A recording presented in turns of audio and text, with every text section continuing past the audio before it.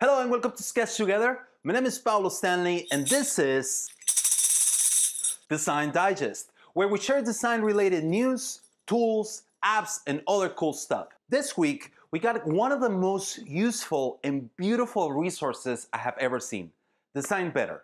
Design Better is a new design educational brand with a compilation of beautifully crafted learning resources in book, podcast, and workshop format. The resources are perfect for both people that are just getting started and seasoned product designers.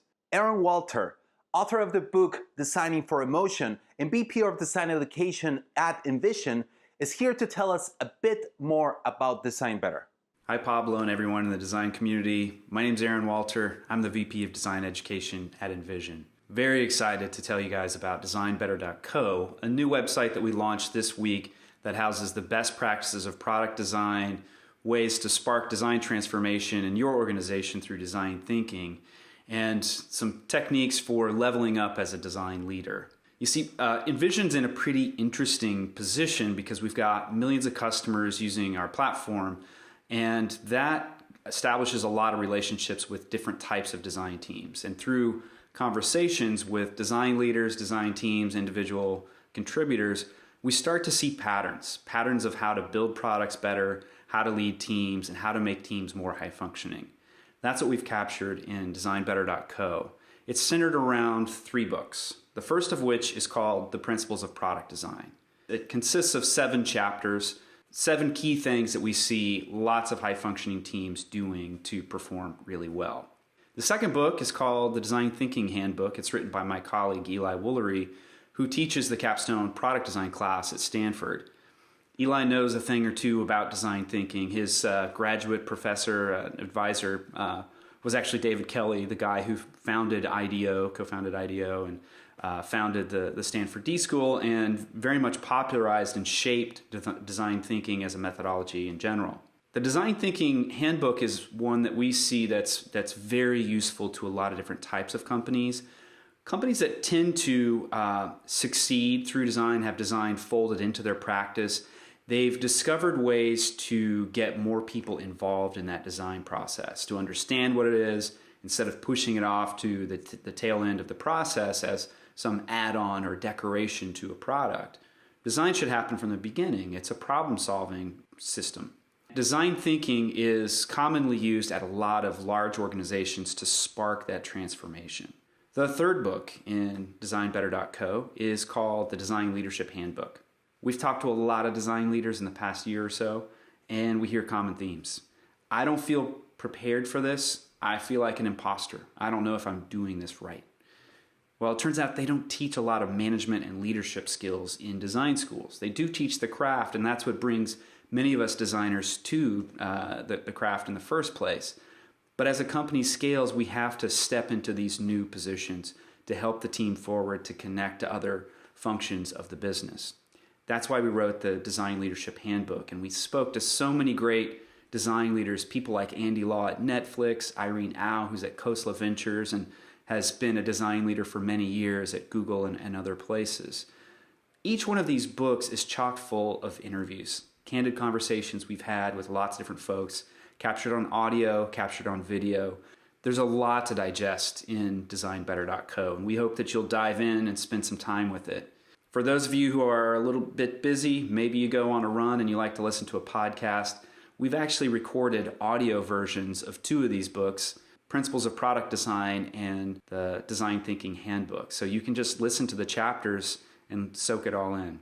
So anyway, that's designbetter.co. We hope that you'll enjoy it, check it out. We want to support the design community because our goal is to try to help as many design teams as possible elevate their design practice. Thank you. We'll see you guys on the web. One of my favorite Chrome extensions got an upgrade, FontFace Ninja.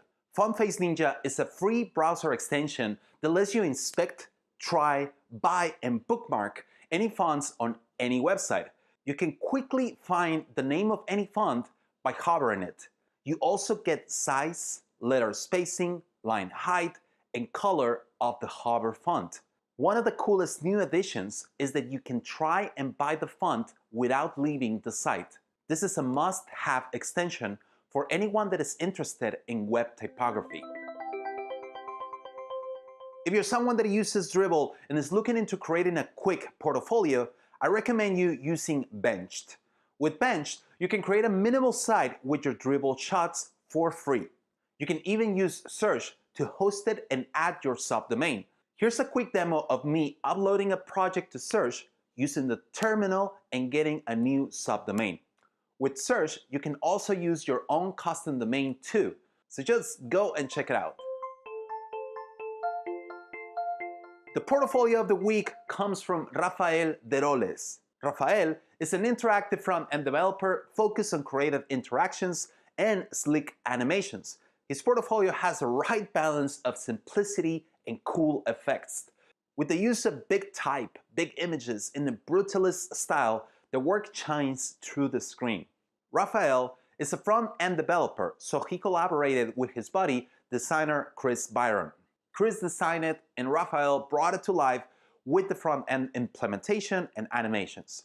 I asked Rafael if he had any advice for others working on their portfolio, and he shared this thought.